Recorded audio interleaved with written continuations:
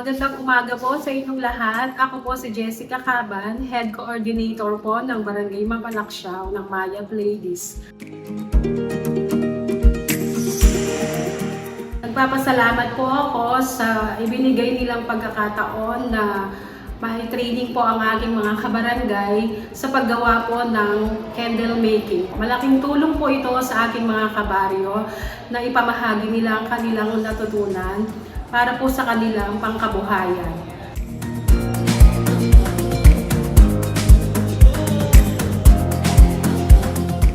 Maraming salamat po kay Mayora Susan Yap, Kang Christian Yap, Kang Vic Yap po.